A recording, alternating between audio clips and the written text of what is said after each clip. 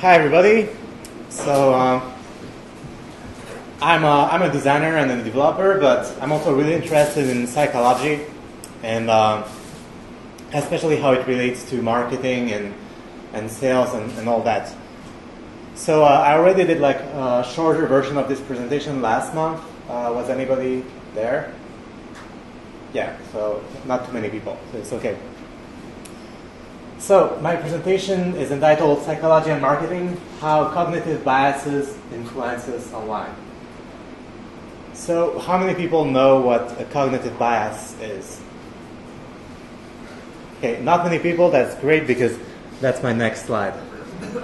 So a cognitive bias is, according to Wikipedia, a pattern of deviation in judgment where we reason about the situation in an illogical fashion.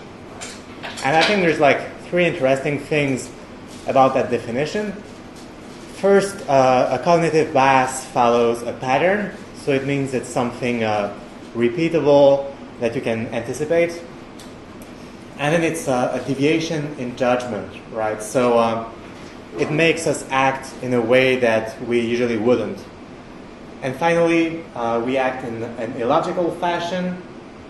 So maybe our action won't be 100% rational, and it might even be against our own best interest. And in today's talk, I want to take a look at these 11 effects. Sorry about the contrast. But anyway, I want to take a look at these effects and see how they're used online in marketing. Yeah. We'll either see the screen or me, so I think the screen is more important. So the first one I want to talk about is called the anchoring effect. And the anchoring effect states that when you encounter like a new and familiar situation, your brain will use the first thing it sees as an anchor and then base its judgment off of that. So here's an example. When you have these two anchors, the one on the left seems big and the one on the right seems small, right? But then, if I had a third one, this new third one now seems big while the one that looked big before seems more like regular sized.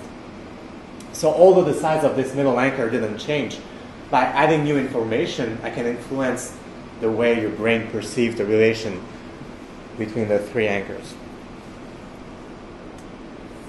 And here's a concrete example of this principle in action. So this is a site called Learn Lettering. It's a course to learn how to draw letters. And when you land on that page and you start to scroll down, you'll see different packages at different price points here. There's 3 of them. What's interesting is the order they're laid out in. So the first one is actually the most expensive at $2.99, and then as you scroll down, there's one at $99, and then finally one that costs $29. And I think what that does is, probably when you see the first price point, you feel it's pretty expensive, but then in comparison, the $99 package seems cheap, and then the $29 package seems like a steal. If the packages were ordered in the opposite order, the effect would also be reversed. So 29 would seem cheap, but then 99 would seem expensive, and then $2.99 would seem like really expensive. So the second effect I want to talk about is called the fear of missing out, sometimes also called FOMO. And FOMO is something really, really common. It's the principle behind limited time sales, seasonal sales, even things like exclusive memberships. Basically, it states that if we think an opportunity is going to disappear, we start attaching a lot more value to it. So if that jacket is only on sale for 1 week, we're going to buy it even if it doesn't really fit. And this is a great example I found online. So this is a site called Webinar Jam. And as you can see, they have this special discount going on today you can save 40%. And to really get the point across that it's temporary, they have this countdown here. But I'll let you know something, which is if you actually want to buy this tool, I wouldn't be too worried, because I did that same presentation last month, and that same countdown was already there. And it probably be still there next month too. So in this case, it's probably not that temporary. The halo effect. So it's not this halo, but it's actually this halo. And the halo effect states that when you have something that has really good positive qualities associated with it, such as North Korea, their leader, Kim Il-sung, those qualities can transfer to other things, other nearby things, even if those other things don't have those qualities. A very common example online, on e-commerce sites, you always have these logos of banks, security companies, PayPal, and so on, in the hopes that these qualities will transfer to the e-commerce site itself.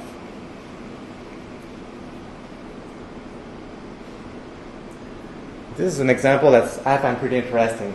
So this site is called Crew, and it's a company that helps other companies find developers and recruit designers and so on. So they have these logos of a bunch of companies here, but if you read carefully, it says awesome folks our members have worked with. So those are not companies that have hired Crew. Those are companies that people who work with Crew have worked with. So, right, those companies are not really related with Crew at all. But just by having these logos on there, Crew can benefit from the aura of seriousness and reliability that people associate with Google and, I guess, Red Bull.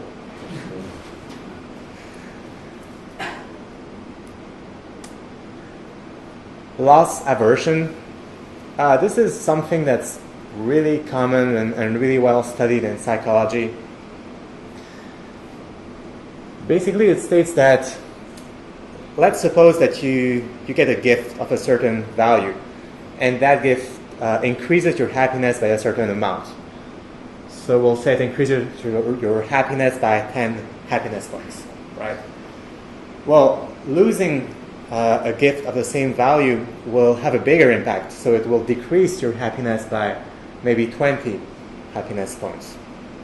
In other words, we value losses a lot more than we value gains, and that's what's called loss aversion. It's very commonly used in copywriting. For example, here it says, stop losing money to failed charges.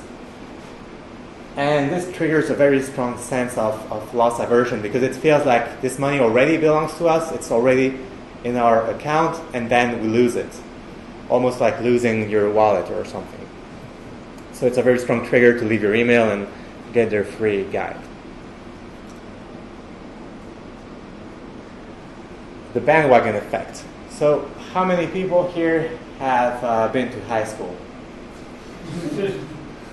Some people have actually not been to high school. It's more surprising. So if you have been to high school, you'll be familiar with that effect. It basically states that as something gets more popular, it also starts appearing more valuable. So this can create a positive feedback cycle where a band gets popular, and then because it's popular, everybody jumps on the bandwagon and starts liking it as well. I found this example on the Basecamp website. It says, just last week, 5,094 companies signed up for Basecamp. So when you see that, you feel like, wow, if that many companies have already signed up just this week, it must mean Basecamp is really great. So you're probably going to want to try it out as well. What's interesting, though, is there's also the opposite effect called the Snob Effect. And by the way, I'm not making up all these names, right? Those are actual psychology terms. And the Snob Effect is Like, if you're a hipster, that's the Snob Effect. Like, oh, this band is too popular, I'm not listening to them anymore. They were better before.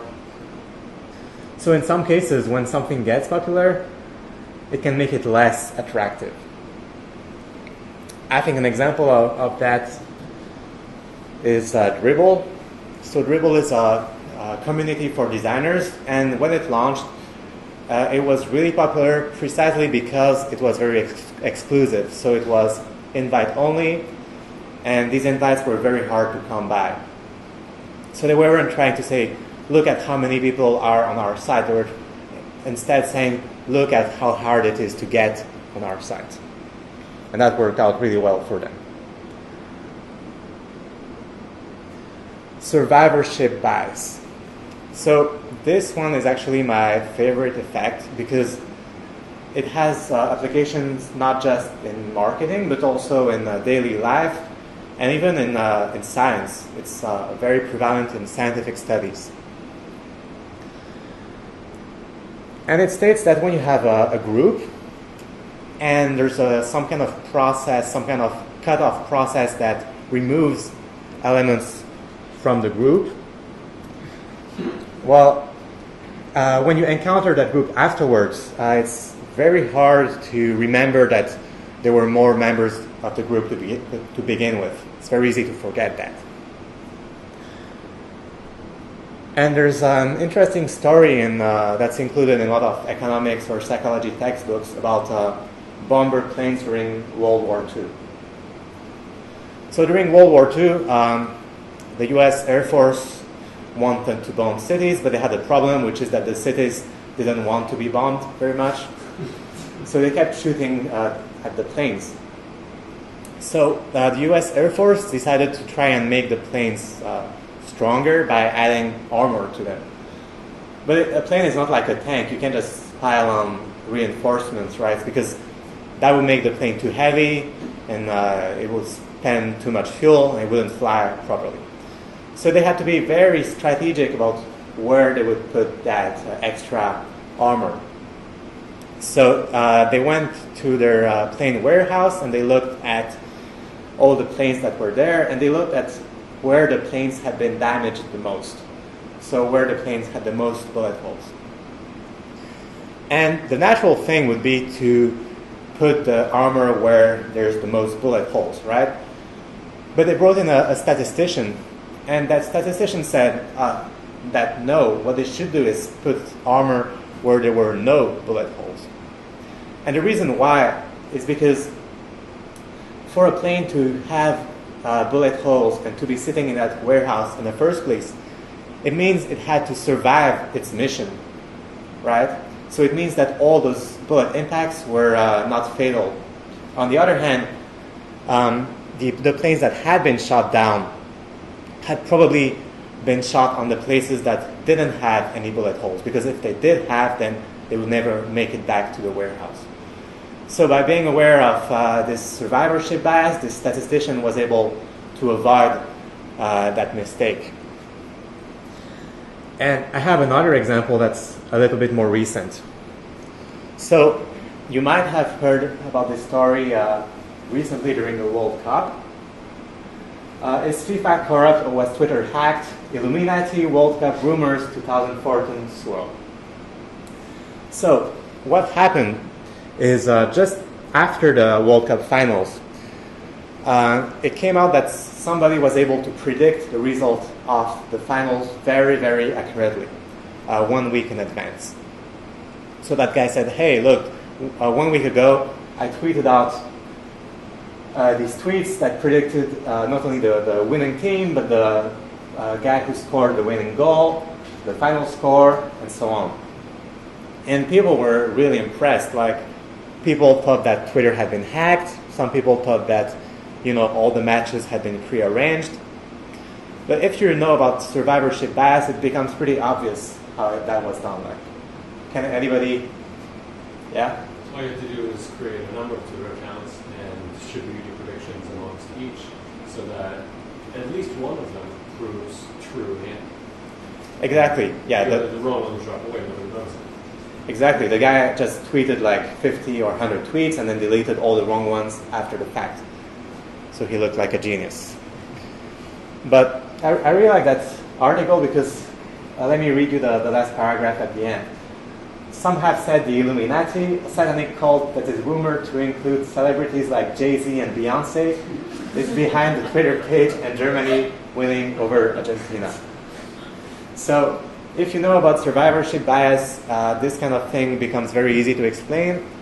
If you don't know, the next best guess is Illuminati and Jay-Z and Beyonce. I don't think that's the next guess. There are a couple guesses in between. And here's an example of this online. So this is a site selling bingo card software by our friend Patrick Mackenzie, who's also a Hacker News member living in Japan. And this is called EasterBingoCards.com. So if you're looking for Easter bingo cards, whatever that is, you'll be very happy when you land on this site, right? Because it's tailor-made for you. But Patrick is a really smart guy. So what he did is he actually created a bunch of these sites. So there's Easter bingo cards, Christmas bingo cards, Halloween, Thanksgiving bingo cards, and probably a lot more. So in this case, I think it's an example of survivorship bias in action because when you land on Easter bingo cards, this site appears very valuable because you think it's unique. You think it was tailor-made for that topic, when in fact it wasn't. In fact, there's a bunch of them. Sunk costs. So that's another effect that has a lot of practical application and is actually very common. And it states that when you invest a lot of time or money or effort into something, the fact that you've invested all that gives that thing value in itself. So independently of that thing's value, like it might be completely useless, but just because you're invested in it, for you it has value. And a famous example of that is something like the Vietnam War, right? And the Vietnam War was famously hard to pull out off for the United States because they had invested so much money and soldiers that, pulling back would be admitting their mistake. By the way, I don't know why all my examples are about war. I don't know what that says about me. But I think that's also the principle behind games like Farmville or even World of Warcraft.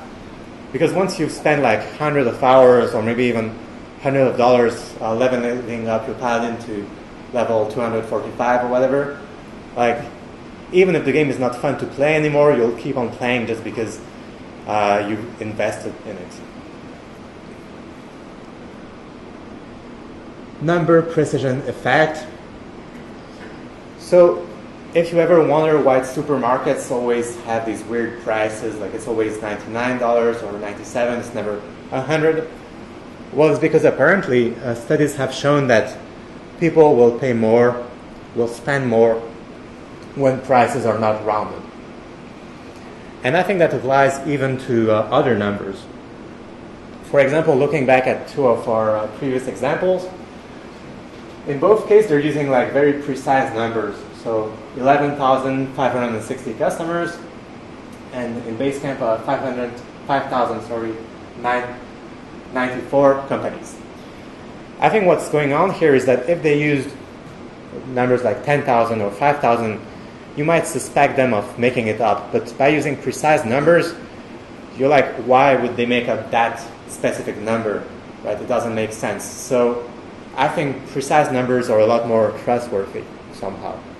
So what happened with Everest? The first time that they did try to calculate the height, they calculated to exactly 8,000 meters, and they were I was going to say, I'm not going to believe 8,000. We're just going to hit their weeks. So 8,000. So they said 8,011. And 8,000. The original survey was 8,000. Yeah. Yeah, I also watched a video about a guy saying like, don't say, oh, I increased signups by 50%. Say I increased signups by 53%, because that seems a lot more credible. IKEA Effect. So the IKEA Effect states that when we build something ourselves, it becomes a lot more valuable in our eyes. So if you have an IKEA couch, to you it will seem more valuable than a similar couch of the same value that you didn't build yourself. And I like this effect because I think you can use it online too. For example, this is moo.com. It's a site that lets you print business cards, but they also have this wizard where you can design your own business card. And you don't even need to sign up or create an account or anything to use it. You can just go there and start creating your card. And I think once you've spent like 5, 10, or 15 minutes designing your own card, you'll become very emotionally invested in that card. And I suspect for that reason, they probably have very good conversion rates on that wizard. There's another example of this that I've heard before where around the supermarkets used to sell these like cakes that you just had to bake and then give them, it's like if there's a birthday party, you go and buy one of these cakes, you just quickly bake it and take it. But the sales of them weren't really good until they reduced it down to like the cake mix, and they found that when people actually ordered in that form and built it into a cake, they thought it was much more of a valuable gift to give those people. So. Yeah, and I think also this enables people to feel proud about like baking a cake. They didn't just like buy a pre-made thing in the supermarket; they mixed it themselves. And with their cake thing as well, they also have this the entire cake mix they have to use right. But they didn't quite like that much. So you have that water and an egg. And then they run it on the I actually made it. Yeah. And finally, the zero price effect. This one is pretty simple. It says that we attach a special importance to free stuff. So, in theory, like if something got discounted from $100 to $20, it will make you happy, but not as happy as if it got discounted from $20 to $0. And I think that's why there's all this free stuff online. Every service has either a free plan or a free trial. And yeah, especially when you're distributing digital products that don't really have production costs, making stuff free is a good way to make your product more appealing. That also goes into the sunk costs effect. Yeah. Of the 30 days of sunk shift. Right, yeah. Once you can get people to spend time using it, yeah. So now that we've learned all these cool effects, let's give it a shot and design our own ultimate landing page. So first we'll need a strong tagline. So stop losing sales now. You can feel the loss aversion, right? But that's not enough, so we'll add some a bit of fear of missing out. For a limited time, we're opening our exclusive membership program. And of course, we'll have the big countdown thing. That doesn't actually expire, but never mind. And then we'll have the 3 pricing plans. The cheap and crappy plan on the left, the absurdly expensive plan on the right, and then the middle plan that you actually want people to buy. This is called decoy pricing, actually. And it's a form of anchoring where you will add pricing points just for the purpose of making other pricing points look better. So in this case, you have the cheap and crappy plan for $77 a month, but that's not actually that cheap. So when people see that, they might think that, well, if I'm going to get this, I might as well pay $20 more and get the middle plan. So just by adding that new price point, that $77 price point, you might be able to increase the sales of the middle price point. And if you're interested in that, there's a study by Dan Ariely where he studied the pricing of The Economist newspaper, and they were using that technique. So that's great. Now we'll need a bit of credibility with a few random company logos. looking good. But of course, there will still be like superhuman people who won't be swayed by our psychological powers, and they might try to close the tab. So for them, we have this pop-up where we offer them a free ebook if they leave us their email. And yeah, I left my email a lot in these things. I never actually read a single of these free ebooks. Maybe that's why I'm still not rich and famous. So, in conclusion, so I think there's two ways to use this information. One way, of course, is to use it for your own profit and improve your marketing, improve your landing pages, and there's nothing wrong with that. But another way I want to point out is this defense against the dark arts. So, if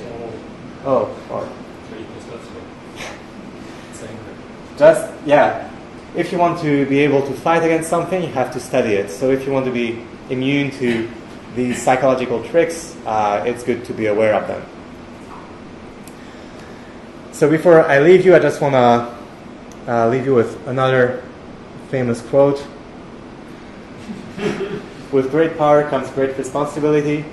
So, just don't abuse these things, because let's all be nice guys. Thanks.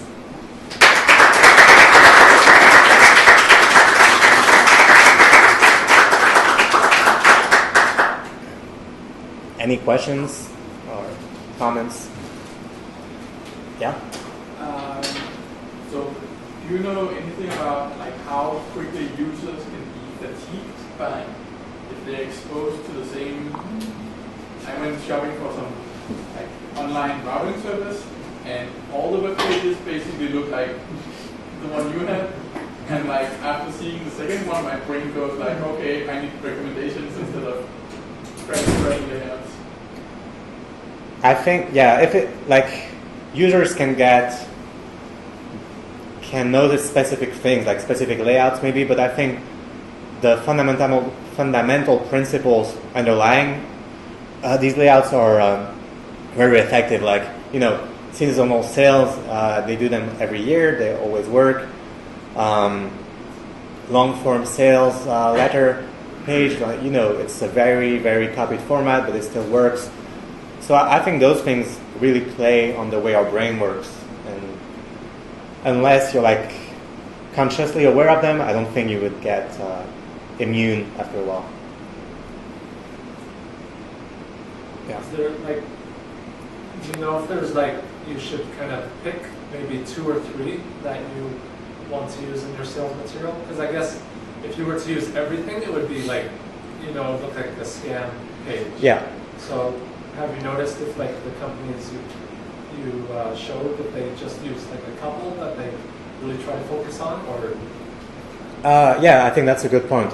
You definitely want to be careful about how you use these things. And also, you can use them in more subtle ways or less, aggressive ways. The webinar thing, they had this fake countdown. That's pretty dishonest, I think. You could have a real limited time offer. You could print up a bunch of t-shirts and you only have 100 t-shirts and you have to sign up next month to get a t-shirt.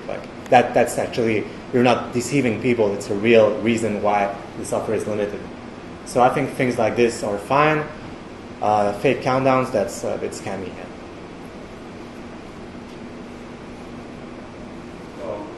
Here we see the nice patterns, but there are some more recently dark patterns which are more scammy than this. For example, already pushing to the customer things into the cart.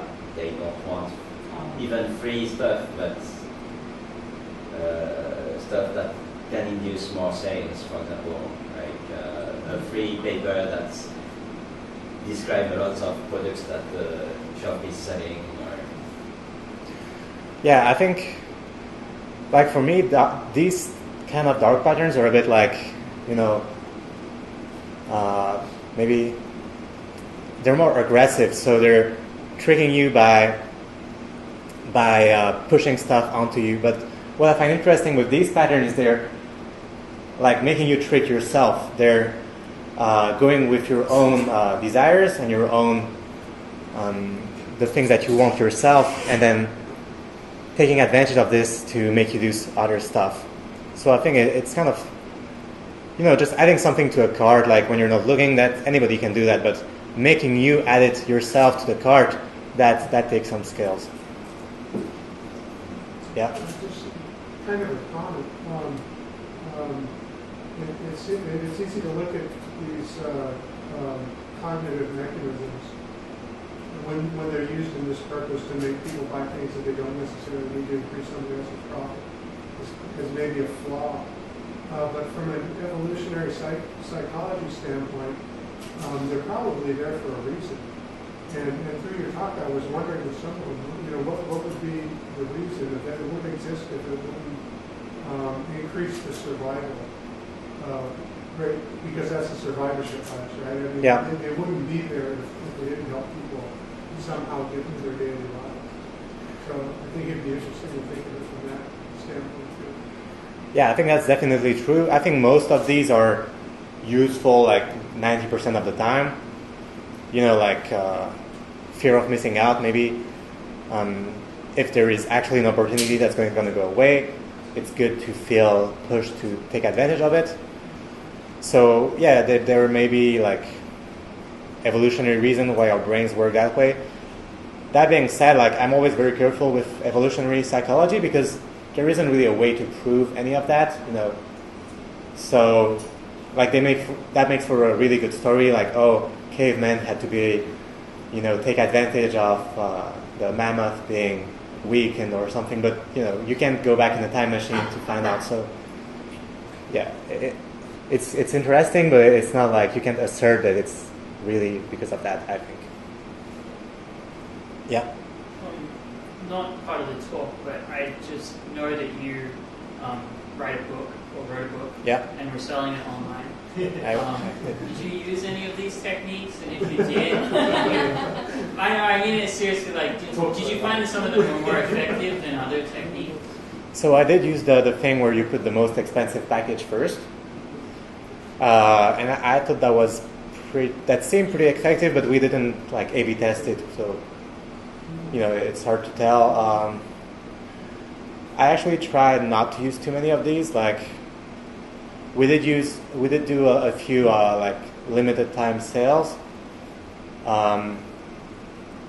but we do them pretty infrequently. And for example, what we do is we'll have the book will be on sale for just a week, but then if somebody wants to buy it, they still have the discount code, and they want to buy it, you know, 1 week later, we still accept that. So we're not like, you know, being jerks about it.